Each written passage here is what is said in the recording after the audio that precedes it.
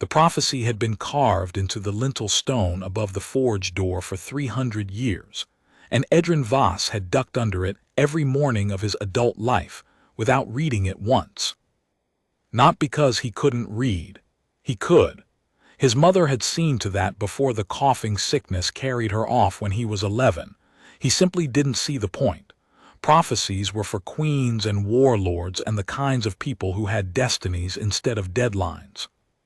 He was a blacksmith in the border town of Cairnhallow, population 400 and shrinking, and the only future that concerned him was whether the iron shipment from the southern mines would arrive before the last of his bar stock bent under one too many reheatings. But the oracle changed that.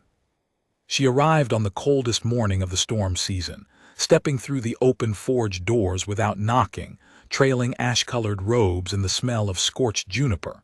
She was old, not elderly, but ancient, her face a topography of wrinkles so deep they held shadows even in the full light of the forge fire. Her eyes were clouded white, blind, and yet she walked directly to his anvil, placed one hand flat on the steel and spoke. "You will burn, Edrin Voss. Before the last frost breaks, a fire older than this mountain will consume you. Everything you are will be fuel." Edrin set down his tongs. "Ma'am, I don't know who told you my name, but I've got a gate hinge order for the garrison that's 3 days late." "The dragon beneath the ashwell is dying," the oracle said, as though he hadn't spoken. "Its heart furnace is cracking. When it fails, the fire that has warmed this valley's aquifers for 9 centuries will go cold. Every well, every hot spring, every root system that survives the winter because the ground never fully freezes." She turned her blind eyes toward him. "You are the only smith within 200 leagues whose forge burns hot enough to work hardite ore. You are named in the covenant of keeping." "I don't have a covenant." "You do. Your grandmother signed it. It passed to your mother. It passed to you." The oracle lifted her hand from the anvil.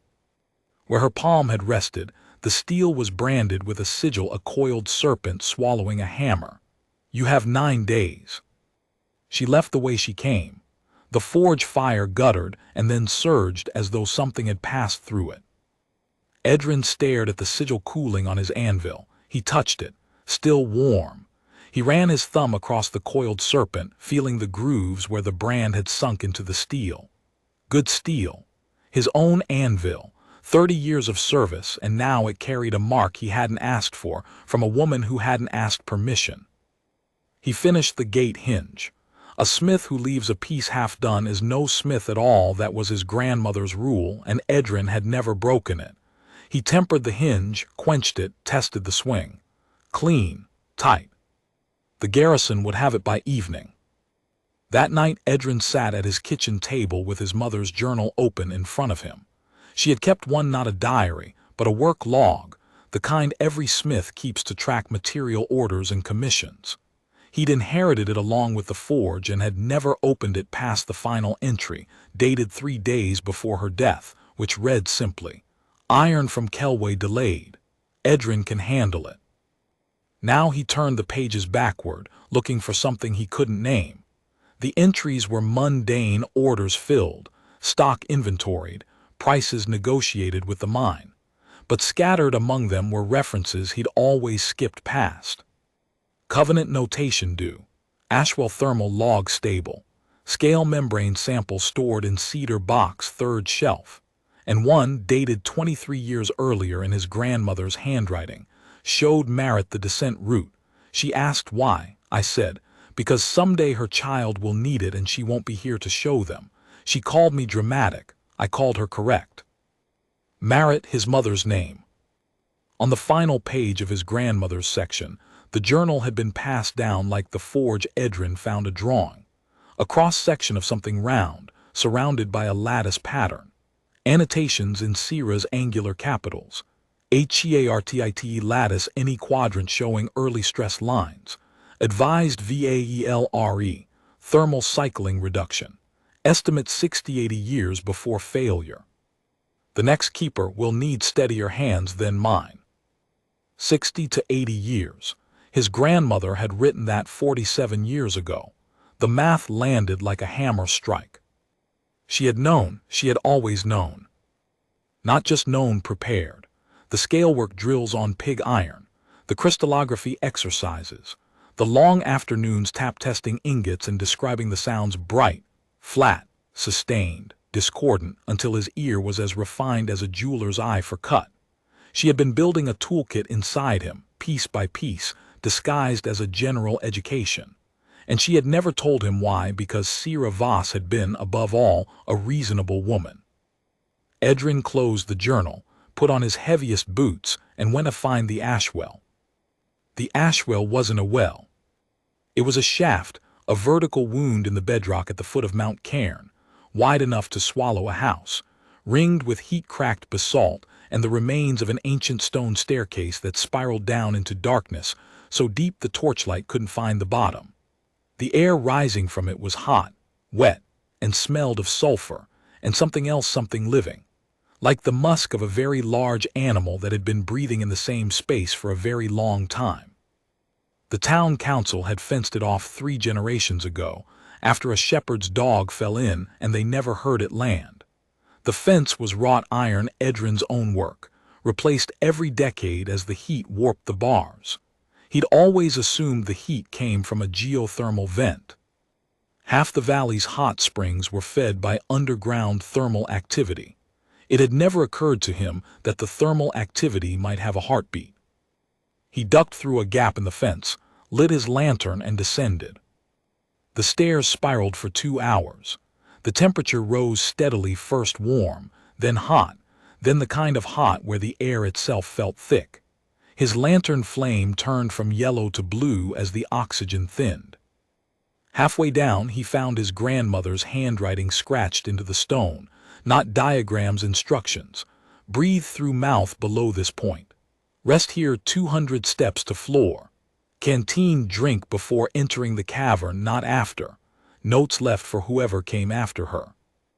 Below that, in the common tongue, the keeper descends with tools. The keeper ascends with purpose. He descended the final stretch with his grandmother's voice in his head, the rhythm of the bellows. The fire sets the pace, she'd said. Your job is to listen and match it. A smith who fights the fire loses. A smith who serves the fire makes it serve everything else. The last 50 steps were cut for something larger than human feet. Dragon steps. Edrin crossed the boundary without hesitating, because hesitation was a luxury, and the oracle had not been generous with time. At the bottom, the staircase opened into a cavern the size of a cathedral. The ceiling was crusted with mineral deposits that caught his lantern light and threw it back in amber, and copper stalactites of crystallized sulfur, veins of raw quartz, clusters of something that pulsed with a faint inner light he couldn't name. The floor was smooth, not worn smooth, but melted smooth, like glass that had cooled centuries ago. Ancient claw marks were etched into the surface near the walls, deep grooves where something massive had turned in its sleep over hundreds of years. And in the center of that glass floor, curled around a column of basalt that rose from a crevice of still-glowing magma, lay the dragon. It was enormous, not the way a large horse is enormous, or even the way a ship is enormous. It was enormous the way geography is enormous, a living feature of the landscape. Its body a ridgeline of dark iron-gray scales, each the size of a dinner plate. Its tail curving away into the far darkness of the cavern, where it vanished into shadow.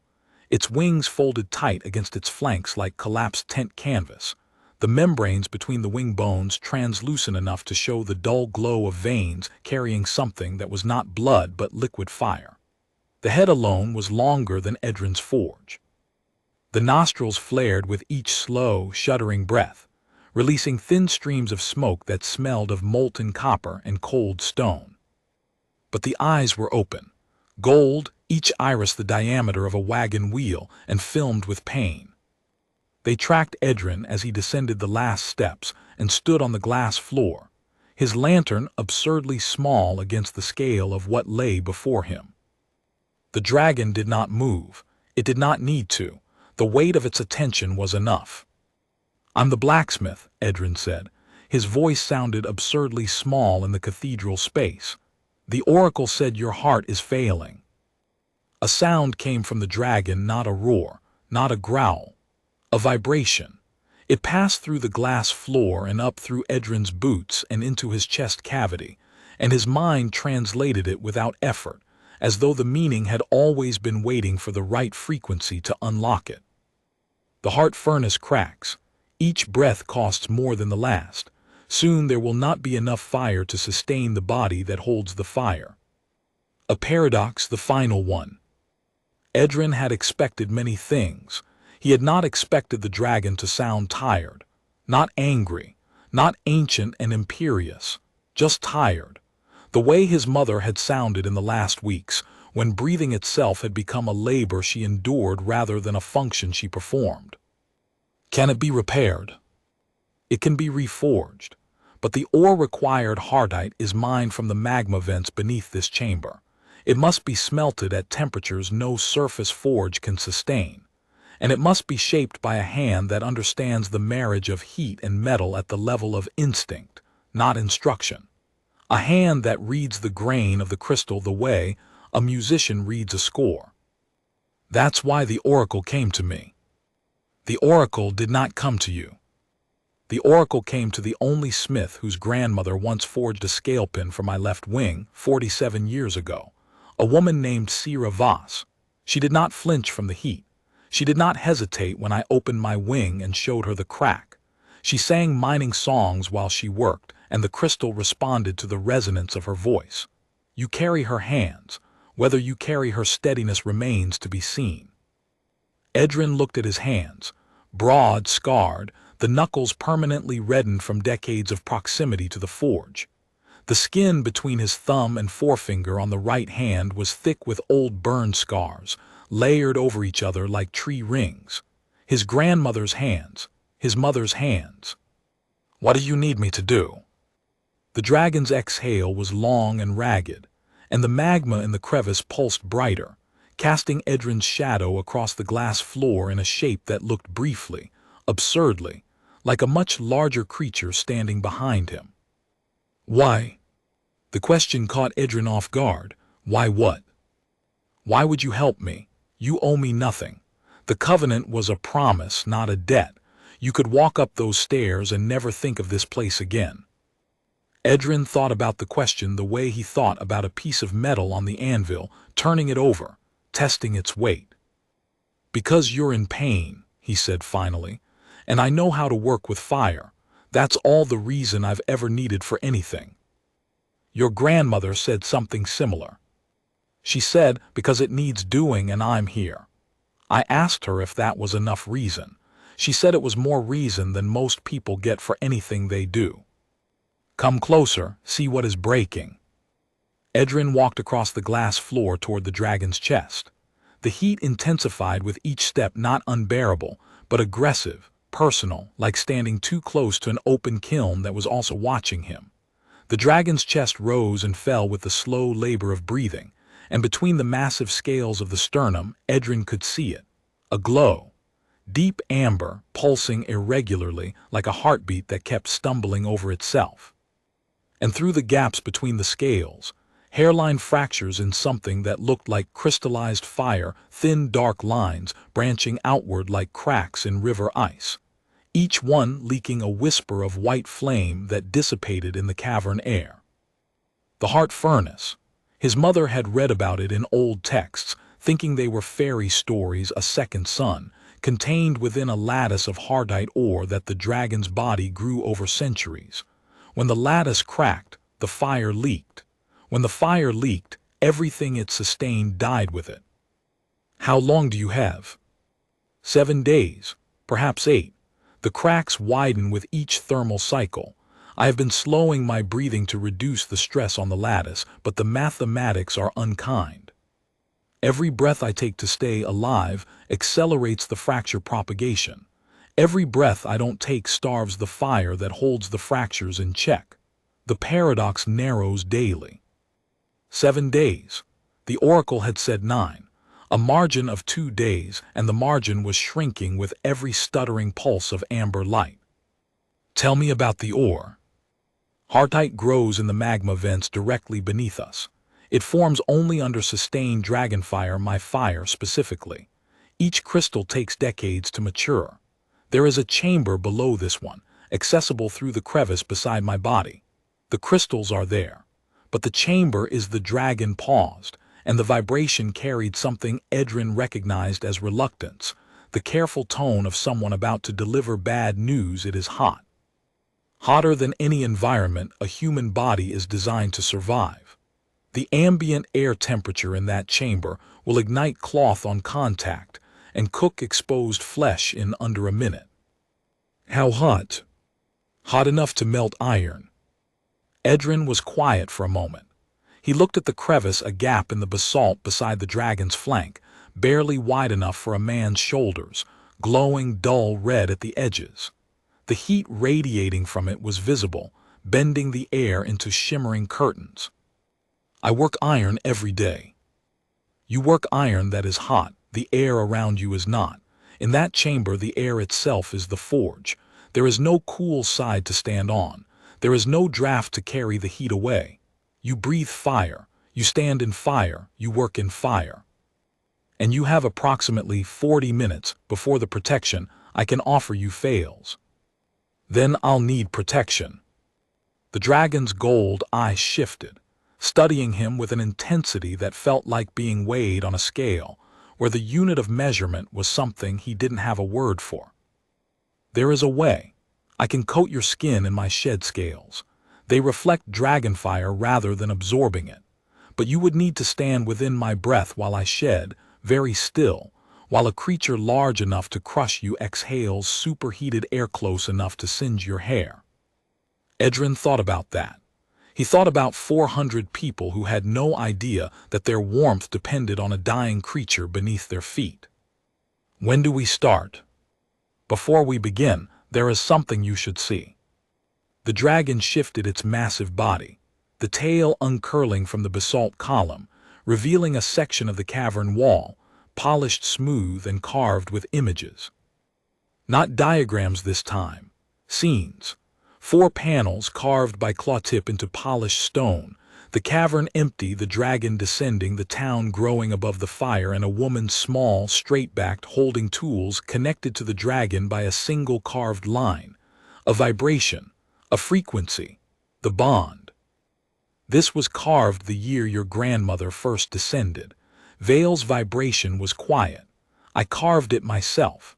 I wanted the stone to remember what it felt like to not be alone for the first time in 800 years. Edrin looked at the dragon, at the gold eyes filmed with pain, at the heart furnace pulsing amber through the sternum gaps, each stuttering beat a countdown that the entire valley was living on without knowing it. Let's start, he said.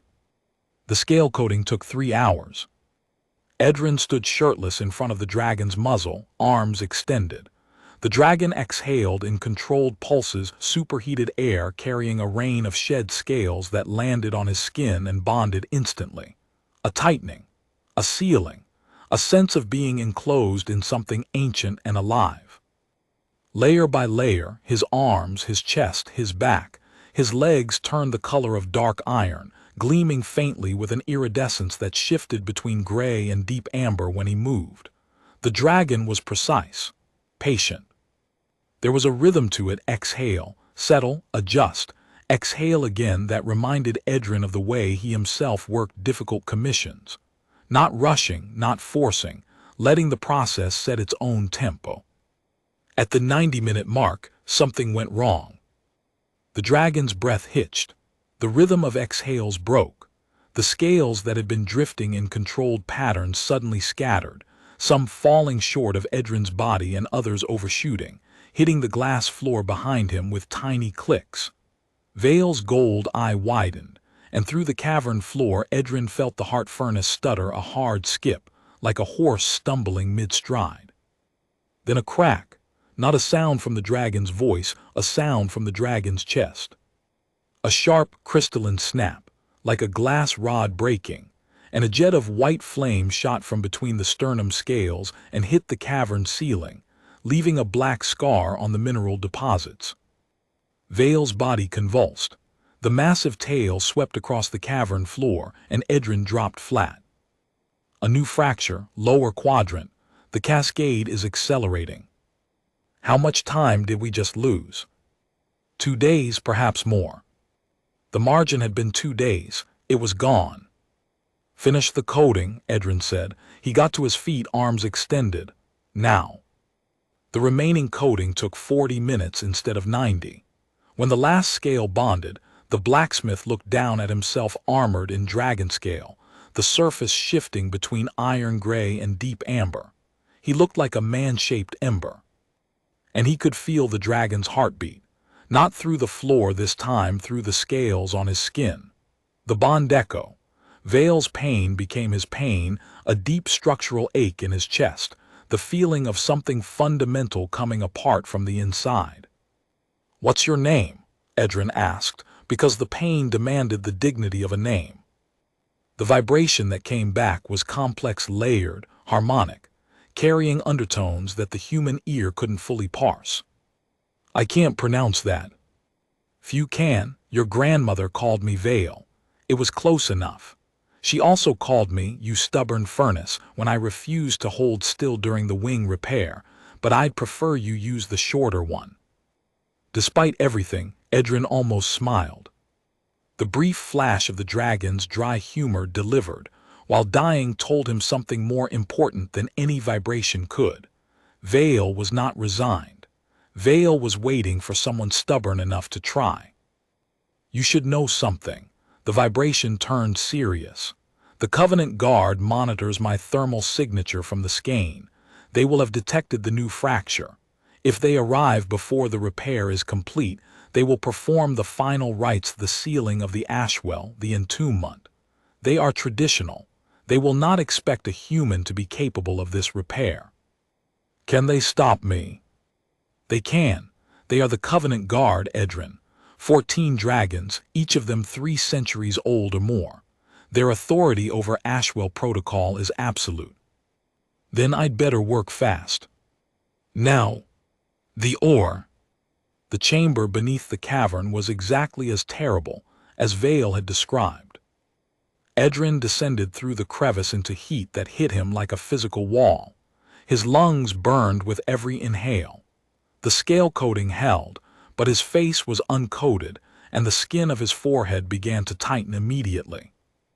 He had 40 minutes, maybe less. The heartite crystals grew from the walls in clusters, luminous, amber gold, each crystal pulsing, with an internal light that matched the stuttering rhythm of Vale's heart furnace above. He selected crystals by tap testing. The ones that rang clear were mature. The ones that thudded flat were too young. At 12 minutes, he found 6 crystals dark at the core, discordant when tapped, grown too close to contaminated magma. He marked them and moved on. "Good." Vale's vibration drifted down through the basalt. "You have your grandmother's instinct for bad material. She said she could hear a flaw the way a musician hears a flat note, not by thinking, but by flinching." Edrin didn't answer.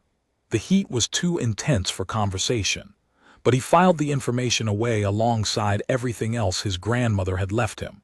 The tools, the training, the journal, the staircase notes, the angular capitals carved in stone. A curriculum delivered across decades, aimed at a job she'd never named, trusted to a grandson she'd known would be ready. At 19 minutes, he found the keystone. Larger than the others, twice the size of his fist, perfectly symmetrical, its amber glow steady and strong, while the others stuttered with Vale's failing heartbeat. When he tapped it, the tone was so pure it made his sternum vibrate in sympathy. This single crystal could anchor the entire replacement section. He took it carefully, the way his grandmother had taught him to handle hot glass, supporting the weight from below, never gripping. Through the bond echo, he felt its internal frequency, Vale's fire at its purest, what the heart furnace had once sounded like before the first crack appeared. He slipped it into his canvas sack and moved on. At 24 minutes, he had 14 mature crystals in his canvas sack. Enough for the repair Vale had described, perhaps. The new fracture complicated the math. The damaged area was larger now, the stress lines propagating into previously sound lattice. He might need more. He went back for 4 more crystals. The tap testing took time he didn't have, and at 31 minutes the coating on his forearms began to thin. He felt the heat break through in patches, first on his left wrist, then his right elbow, then a spreading warmth across his lower back that escalated from discomfort to pain in under a minute. At 36 minutes, he climbed back through the crevice with 18 crystals and collapsed on the glass floor of the main cavern, breathing air that felt almost cool by comparison. His arms shook. His forearms were stippled with red welts where the coating had thinned, blisters forming along the wrist bones.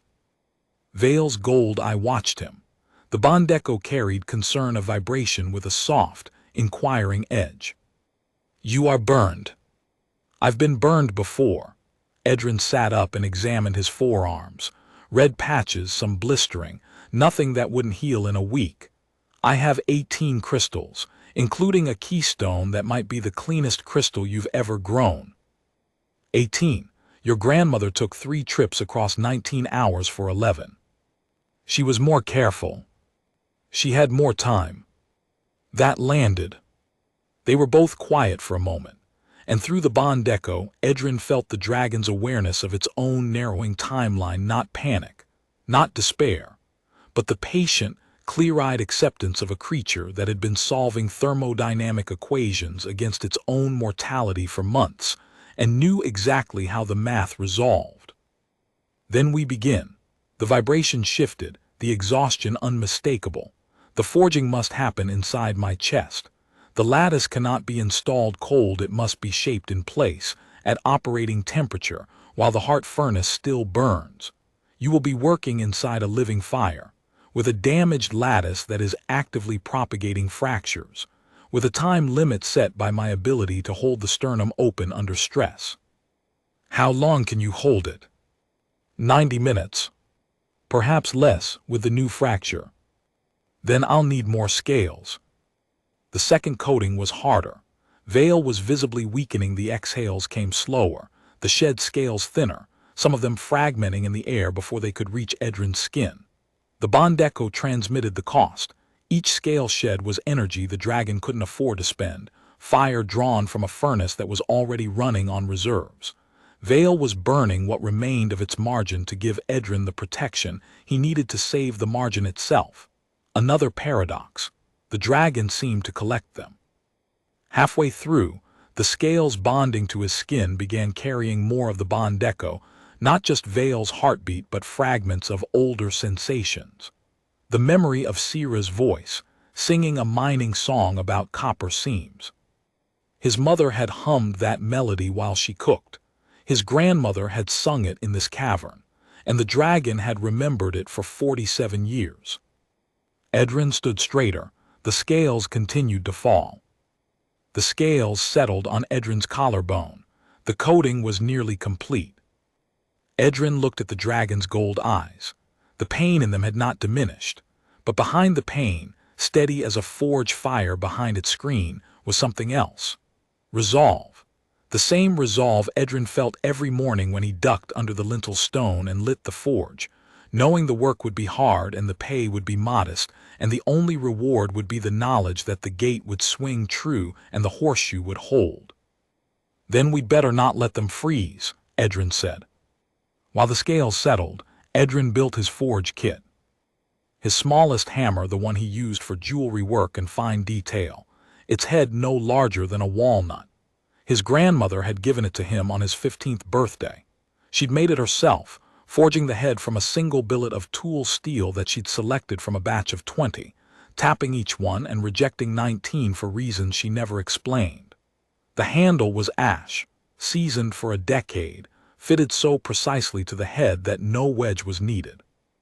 "This hammer is for the work that matters most," she'd said. "You'll know when." He'd spent 20 years waiting to know when. Today, standing in a dying dragon's cavern, he knew. His finest tongs, spring-loaded, precise enough to hold a nail point first. 4 chisels he'd ground himself for ornamental work. a flat-faced mandrel for bracing against existing lattice.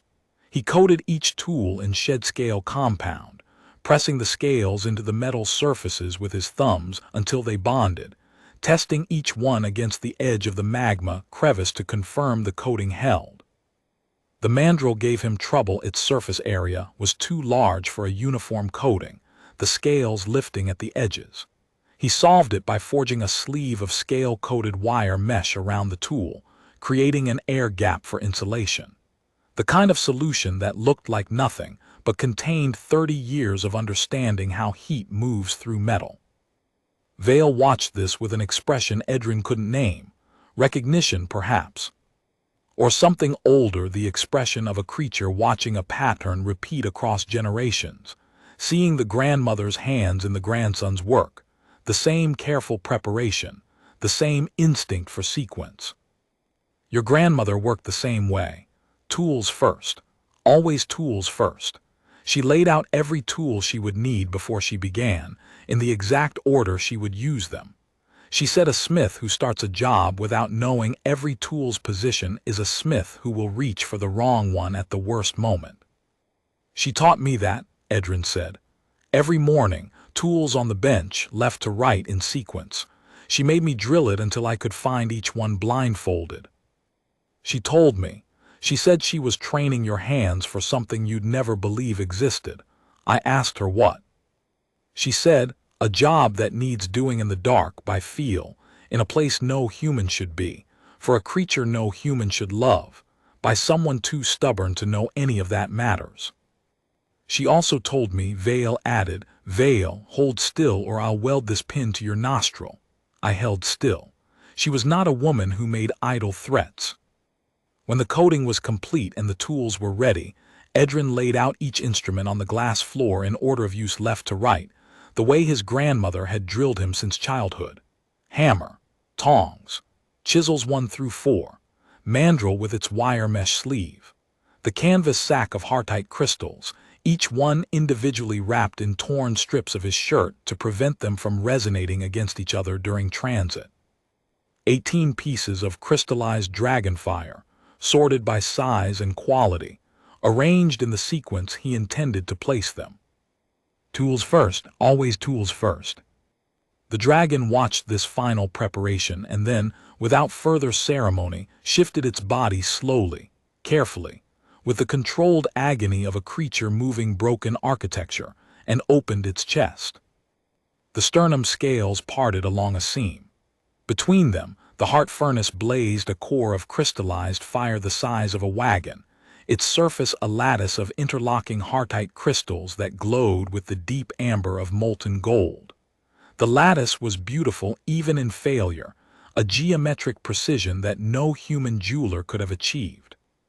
Edrin Smith's eye cataloged it automatically, and his hands itched to work it the way a musician's fingers itch when they see an instrument they've never played but know they can master. The damage was worse than before. The new crack had propagated upward, connecting to a cluster of microfractures branching like river deltas across the lattice surface. White-hot jets of fire licked through the gaps. I cannot hold this open for long. You have perhaps 80 minutes now. The new fracture has compromised the bracing geometry. After 80 minutes, I must close or risk catastrophic failure of the entire lattice. 80 minutes, 18 crystals. 4.5 minutes per crystal, average, with zero margin for error, working inside a living fire with tools coated in the skin of the creature whose life depended on his precision.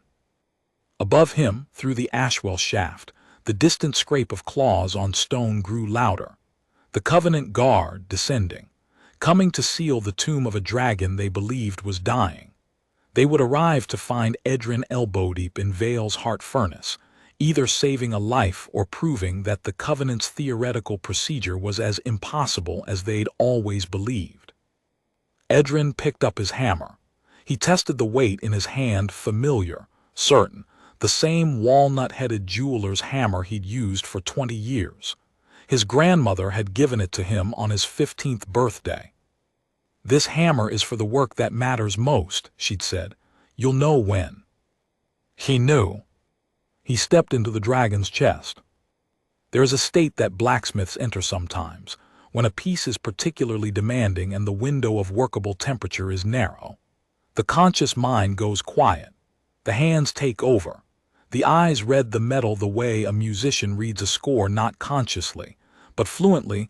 Each color shift and surface tension change carrying information about internal structure, grain direction, readiness to move. Edrin entered that state within the first 5 minutes and did not leave it for 79. Heartite was not iron. It was crystalline, piezoelectric, alive, refusing to bond unless the frequency was matched. Edrin couldn't hear the frequency with his ears, but he could feel it through the bond echo, through 30 years of instinct trained on iron but speaking the same fundamental language: heat, structure, the will of the material. He removed the damaged heartite first, chiseling away blackened crystals with a delicacy that would have surprised anyone who had only seen him make gate hinges. The gap left behind was ugly, blackened edges, stress fractures radiating outward, raw white fire looking for a way out. This was the wound he had to heal. Then he began to build, crystal by crystal, tap by tap, matching the angle to the surrounding lattice by feel. When a crystal seated correctly, it flared a pulse of amber light rippling outward, and Vale's heartbeat would steady for a moment before the next gap pulled it off tempo again. The first crystal was tentative. Heartite was nothing like iron, it resonated rather than absorbed, and the lattice either accepted the vibration and the crystal seated, or rejected it and Edrin had to pull it and try again. By the third crystal, he was learning the language of the lattice the way he'd once learned iron, not through instruction, but through contact, through the feedback loop of hammer and material. The fourth crystal was wrong. He closed his eyes, letting the bond echo guide his chisel instead of his judgment, feeling the exact frequency the lattice demanded. The fourth crystal seated. The ripple was strong. At 30 minutes, the coating along his spine began to thin. The heat broke through in a stripe of searing pain that nearly buckled his knees. He set his teeth and kept working. Seventh crystal, a filler piece, seated in under 3 minutes. Eighth crystal required reshaping twice, his swelling fingers blurring the fine motor control. Then the bond echo brought him something unexpected. Not pain, not concern. A rhythm. Vale was adjusting the heart furnace's pulse fractionally, deliberately to match Edrin's working tempo. The dragon was synchronizing its own failing heartbeat to the blacksmith's hammer strikes, creating a resonance between biological and mechanical rhythms that steadied Edrin's hands the way a metronome steadies a pianist losing concentration. Ninth crystal. 10th. The stuttering smoothed not fully but measurably, the coherence building like a melody emerging from noise. At 50 minutes, the coating on his hands began to flake. His palms blistered. The hammer handle grew hot enough to brand. He wrapped his hands in strips torn from his canvas sack, the fabric charring, blackening, but buying minutes. The 11th crystal required a tapered cut. The gap was asymmetric, shaped by the new fracture. Edrin carved a wedge, working the chisel at a shallow angle, shaving heartite in thin curls that glowed amber. When it seated, Vale's heartbeat steadied for 3 full seconds, the longest uninterrupted rhythm Edrin had felt since the repair began. 12th crystal, a standard cut, a clean seat. At 60 minutes, the 13th crystal wouldn't seat. The surrounding lattice had shifted under thermal stress from the new fracture. The gap was fractionally wider than the crystal he'd cut. In a surface forge, this would be a simple correction: reheat, reshape, retry. Inside a living dragon's chest with 20 minutes left, Edrin didn't have that luxury. He split the crystal, a controlled fracture along the natural cleavage plane, producing 2 thinner pieces that filled the wider gap side by side. Not elegant, but functional, and the 2 halves rippled steady and strong. At 65 minutes, a sound echoed down the Ashwell shaft. Distant but unmistakable, the scrape of massive claws on stone. The Covenant Guard, coming to perform the final rites. Vale's vibration was tight, strained. They are here. They will reach the cavern floor in approximately 20 minutes. 20 minutes, 5 crystals remaining. Can you hold the sternum open while they're here? I can hold it as long as I need to. The question is whether they will let you continue. They'll have to pull me out, Edrin said, and place the 14th crystal. It's seated with a clean amber flare. At 68 minutes, the 15th crystal seated clean. The bond echo surged with a warmth that wasn't thermal, it was emotional, the specific warmth of a creature feeling its own death recede. Edrin had felt this once before, on a different scale the morning after his mother's fever broke, when she opened her eyes and asked for water instead of staring at the ceiling. That morning he had sat beside her bed and cried for the first time since his grandmother's funeral, not from sadness but from the sheer, overwhelming relief of a crisis passing. He felt the same pressure behind his eyes now, but there was no time for it. The work was not done. The bond echo shifted again, and this time it carried something Edrin could only describe as encouragement. Not words, a frequency. The same frequency his grandmother must have heard when she sang to the lattice 47 years ago. Vale was singing to him. Not in any language he could translate, not in any melody he could follow, but in the vibrational signature of a creature whose entire body was a musical instrument, and whose heart furnace was finally, after decades of discord, beginning to remember the note it was supposed to hold. Edrin worked to that note. It steadied his hands better than any metronome, better than any training, better than any memory of his grandmother's instructions. It was the fire itself, telling him where the next crystal should go. 16th crystal. The claws on the staircase were louder now, close enough that Edrin could feel their weight through the glass floor, a secondary rhythm beneath Vale's heartbeat. They were descending fast, dragons in a hurry, dragons who believed they were arriving for a funeral. 17th. The crystal seated crooked on the first attempt. Edrin pulled it, recut the angle by a hair, seated it again. Clean. But the 15 seconds he'd lost felt like 15 years. Your hands. The vibration was barely audible, almost tender. Edrin, your hands are gone. He looked down. The scale coating below his wrists had burned away completely. The skin beneath was past red, past white, the nerve endings dying faster than the pain could register. He couldn't feel the hammer anymore. He aimed each strike by memory, by the geometry of 10,000 previous strikes, trusting the muscle pattern his grandmother had built into the Voss bloodline through decades of patient instruction, passed down like an inheritance more valuable than land or gold. One more. The last crystal was the keystone, the large one from the deepest part of the heartite chamber.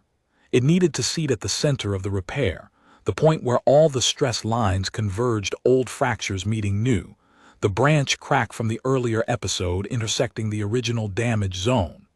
If the keystone seated wrong, every crystal he'd placed in the last 70 minutes would shear under thermal cycling within a year.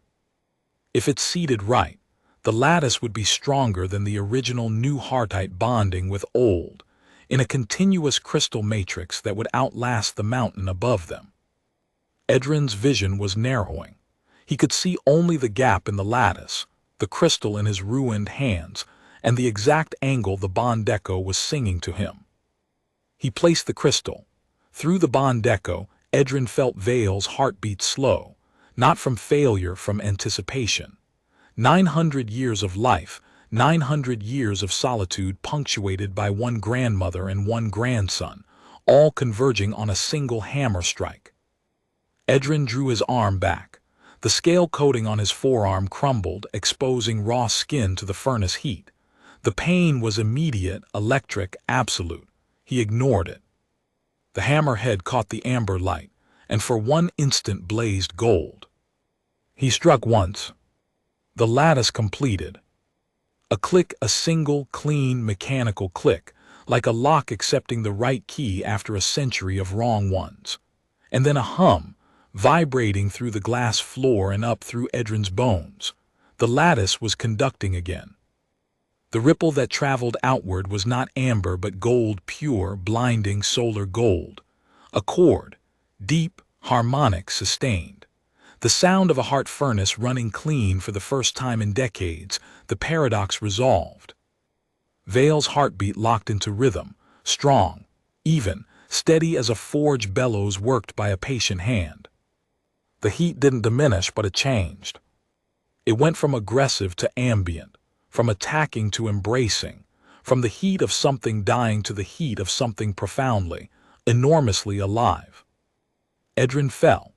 He was unconscious before he hit the glass floor, his ruined hand still curled around the shape of the hammer, his body sliding out of the open sternum as Vale's chest began to close, the scales drawing together with the slow precision of a vault door, sealing the reforged heart furnace behind 900 years of armor. He did not feel the Covenant Guard arrive. He did not feel 14 dragons land on the glass floor around him, their gold eyes taking in the scene.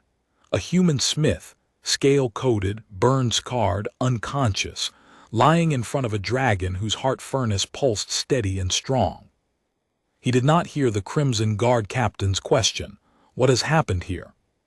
He did not hear Vale's reply, which was not words but a frequency, the frequency of the reforged lattice, played through the bond echo so that every dragon in the cavern could hear the quality of the work the ruined hands had done. He slept for 2 days, while 14 dragons stood vigil. He woke to the sensation of warmth on his face, not the searing hostility of the lower chamber, but the gentle warmth of morning sun through a window. He was lying on the glass floor of the cavern, and the warmth was coming from Vale's breath, modulated to the exact temperature of a summer afternoon, playing over his face and body in slow, deliberate waves. The cavern was different. The light had changed. The amber glow was warmer, steadier, the erratic flickering replaced by a sustained luminescence that filled the space the way sunlight fills a room. The mineral deposits on the ceiling caught the new light and threw it back in richer colors, copper and gold, and a deep, warm amber that reminded Edrin of autumn leaves held up to the sun. The air tasted different too, cleaner. The sulfur edge diminished, replaced by something that smelled almost like heated stone after a summer rain. The cavern was breathing easily for the first time in decades, and everything in it reflected the change. His hands were wrapped, not in fabric, in something translucent and amber, thin as onion skin, warm to the touch, pulsing faintly with its own light. Scale membrane. The dragon's own healing tissue, shed from the thin membranes beneath the wing joints. Edrin lifted his hands and flexed them experimentally, pains sharp and deep, the kind that would take weeks to resolve, but the fingers moved. The joints bent. The burns were severe, but the function was preserved. The tools that his grandmother had given him, the hands themselves, were damaged but unbroken. "You are awake." "How long?" 2 days. You slept through a minor earthquake and a visit from a rather concerned badger that wandered down from the upper staircase. I redirected it, gently." Edrin sat up slowly.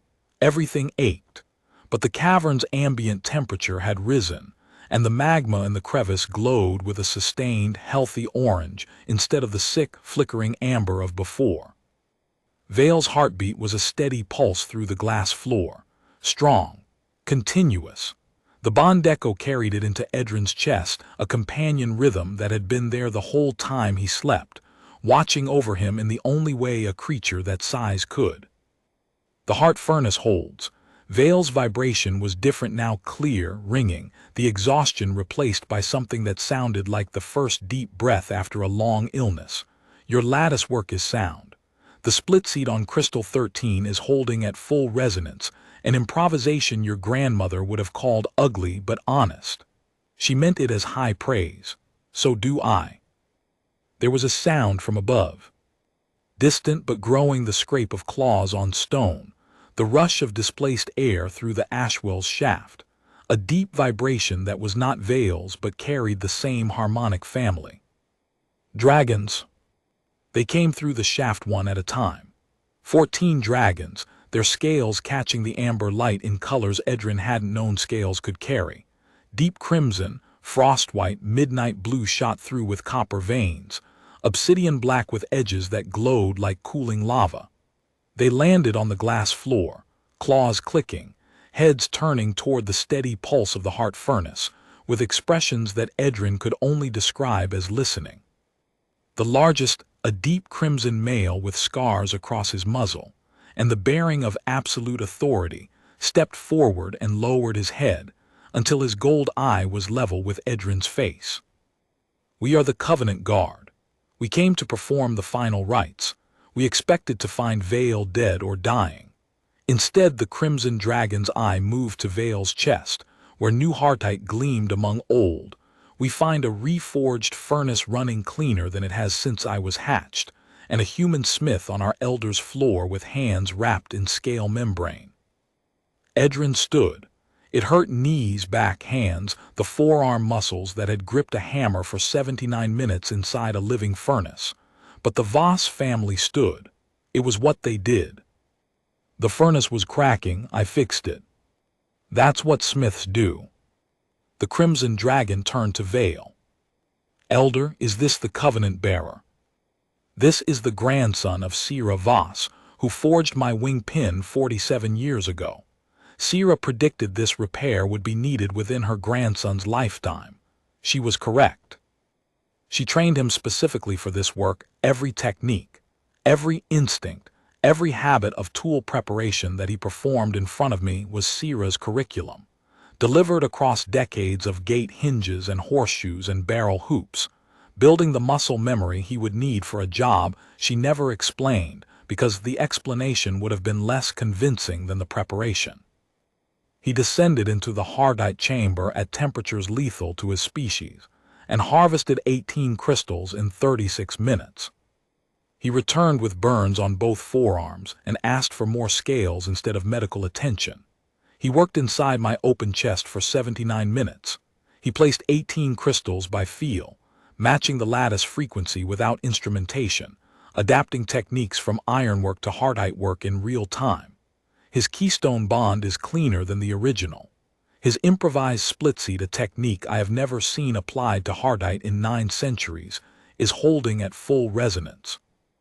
And when I told him his hands were gone, he said, "One more," and seated the keystone with nerve-dead fingers guided by nothing but muscle memory, and a frequency he felt through the bond echo of my own dying heartbeat. The crimson dragon's head swung back to Edrin. The gold eye blinked once slow, deliberate. "You entered a dragon's chest while the furnace burned." "I coded my tools first," Edrin said, because it seemed important to note that he wasn't insane, just thorough. A vibration passed through the assembled dragons, layered, harmonic, rolling through the cavern like distant thunder. Laughter, not mockery. The deep, body-shaking laughter of 14 ancient creatures who had just heard the most understated thing in the history of the Covenant and recognized it for precisely what it was. A man so fundamentally at home with his own competence that the extraordinary details were background noise, and the tooling was the headline. The crimson dragon lowered himself to the glass floor, deliberately. A controlled movement that carried the formality of 1,000 years of draconic protocol compressed into a single gesture. He folded his forelegs beneath his body, tucked his wings against his flanks, and bowed his great scarred head until his chin touched the glass. The sound it made scale against glass, ancient weight against ancient ground, rang through the cavern like a bell. One by one, the other dragons followed. 14 massive bodies settling, scales clicking, heads lowering, gold eyes closing.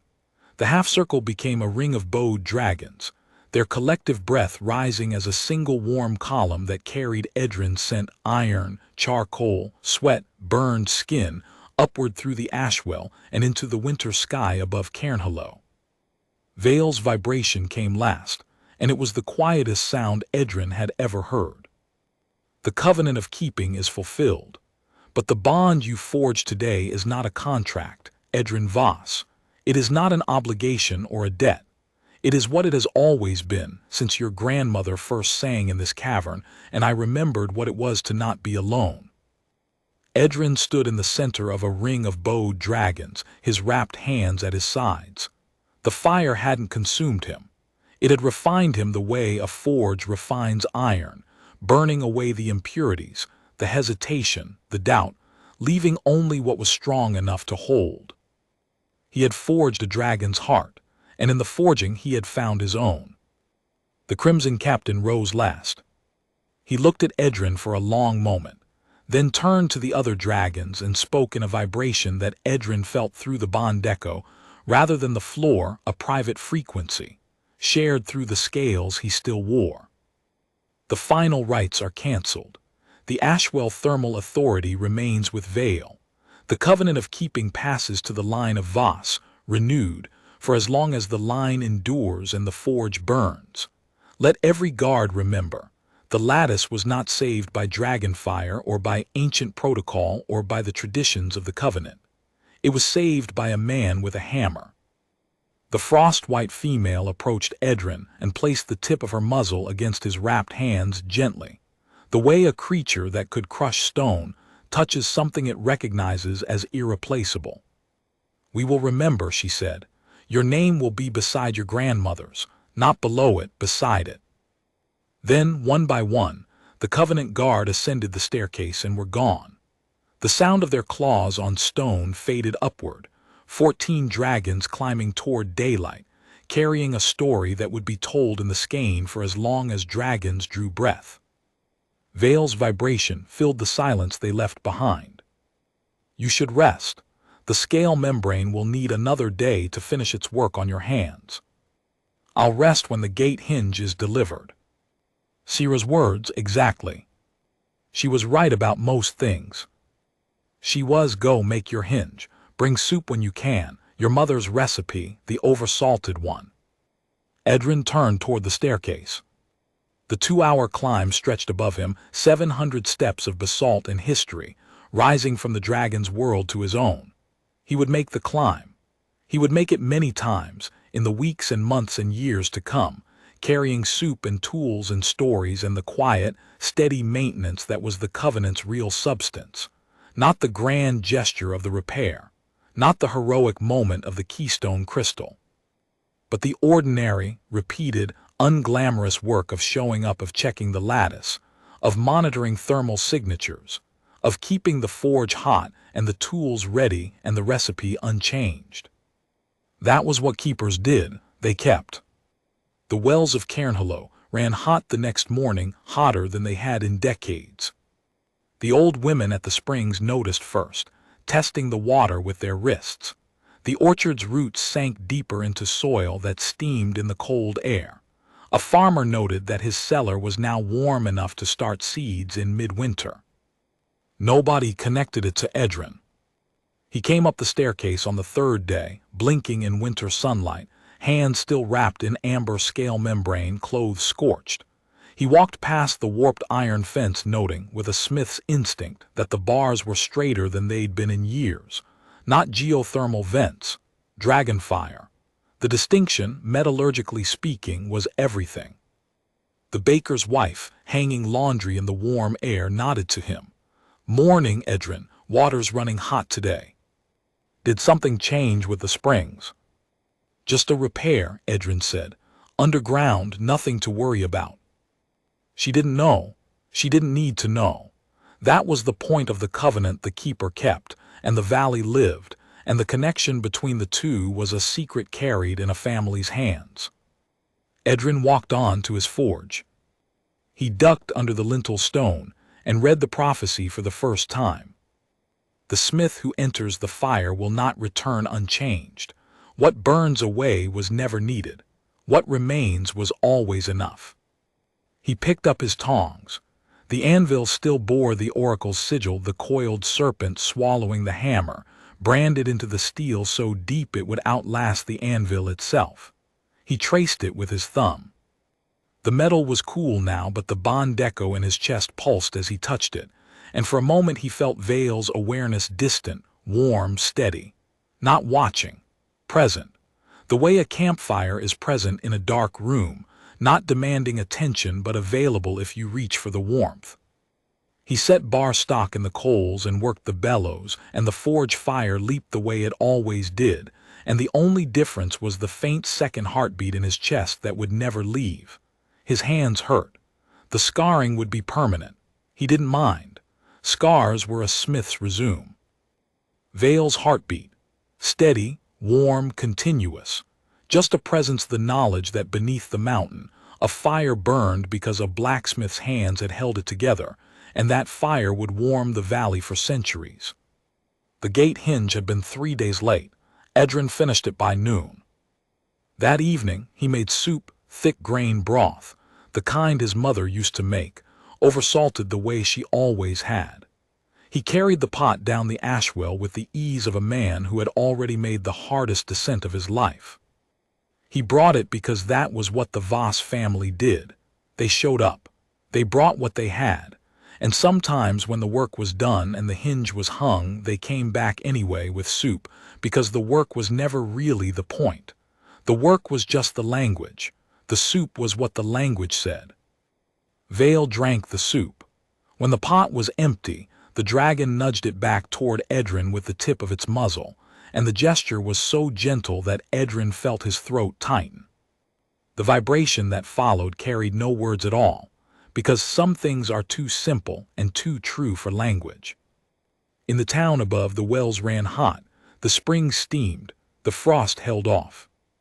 And in the forge on the edge of Cairnhollow, the prophecy in the lintel stone gathered its first coat of frost that season, patient as truth always is, waiting for the next pair of hands that would duck under it without reading, not knowing what they carried, not knowing what they would be asked to give, not knowing that the fire had already chosen them. 200 leagues away, in a tower that smelled of scorched juniper, the oracle set down her cold tea and smiled. She hadn't told him the rest of the prophecy. She hadn't needed to. The rest was carved on the back of the lintel stone where no one could read it from the outside. The fire does not choose the strongest. The fire chooses the steadiest, and the steadiest never knows. The fire that consumed him had never been Vale's. It was the work itself. The patience, the precision, the willingness to stand inside something terrifying and do the next right thing with ruined hands and a steady eye. Not dragon fire, not magic, not destiny or prophecy or covenants written in stone. Just the ordinary, unremarkable, stubborn refusal to leave a job half done. The forge in Cairnhollow would burn for a long time. And beneath the mountain, a dragon's heart would beat, steady and sure, held together by 18 crystals and the hands of a man who had never once considered himself remarkable. That, the oracle knew, was precisely the point.